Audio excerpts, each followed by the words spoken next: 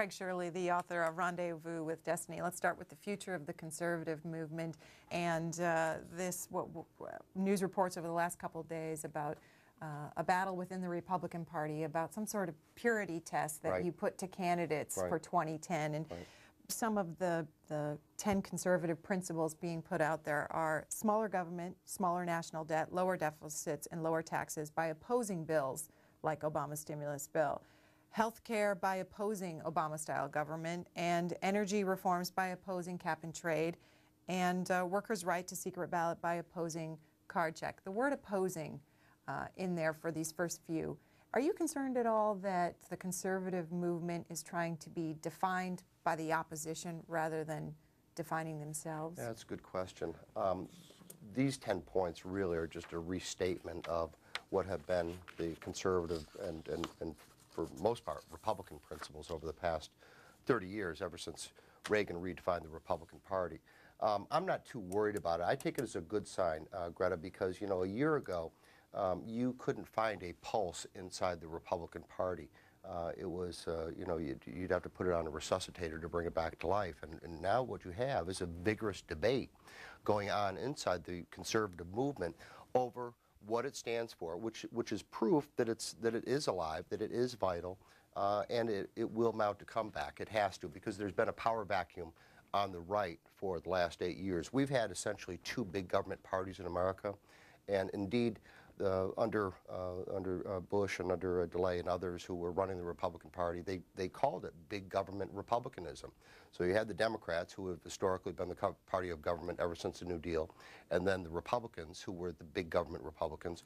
But on the void, the populist right that Reagan represented and occupied, there was nothing there. So now that is reasserting itself within the conservative movement and eventually inside the Republican Party. What factors do you see currently with the Obama administration and the democratically controlled Congress that give you hope that there's an opportunity here for Republicans? I think that President Obama missed an historic opportunity to redefine the Democratic Party as the governing majority for a generation. If he had come in and governed as he talked about in the campaign, tax cuts for 95% of the American people, that he was going to go after deficit spending. Maybe if he went after some cultural issues like affirmative action, he could have repositioned the Democratic Party as more to the middle and made it the dominant party. He came in, and I think quite frankly surprised a lot of people by going so hard to the left. But interestingly enough, he's not only gone back to the democratic traditions of big government, you know, that go back to the New Deal and the Great Society.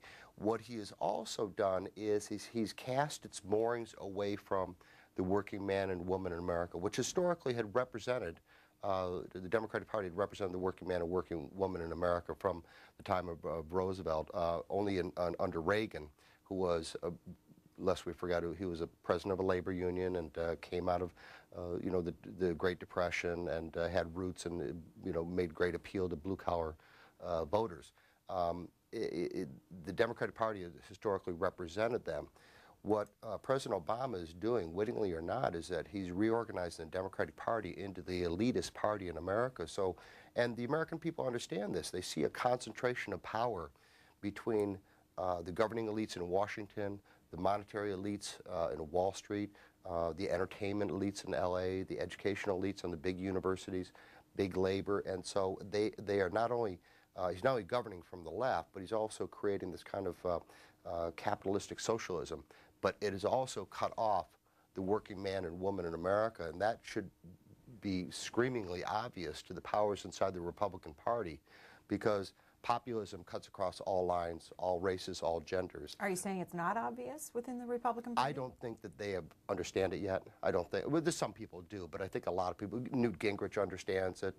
There's other people who understand it. I think a lot of people don't understand yet because they're too busy squabbling over republicanism instead of seeing the historic opportunity that's been offered them. You said there's a power vacuum within the Republican Party. Yes. What names do you see filling that void? Well, I think there's a number. Congressman Mike Pence gets it, you know, and Governor Tim Pawlenty.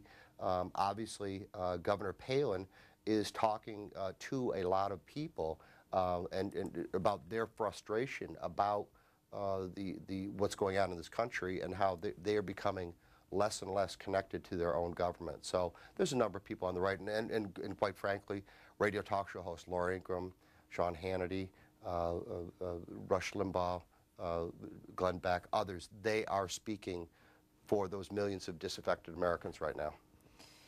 Some in the Republican Party have said that the media and pundits are underestimating Sarah Palin.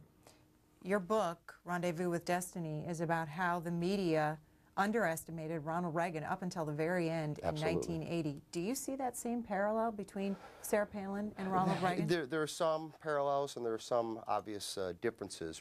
Reagan had been on the national scene from the 40s up until 1980, obviously as a Hollywood actor, and then in the 50s as the host of General Electric Theater, in the 60s and 70s as a governor, and then in the 70s as a radio commentator and columnist and lecturer.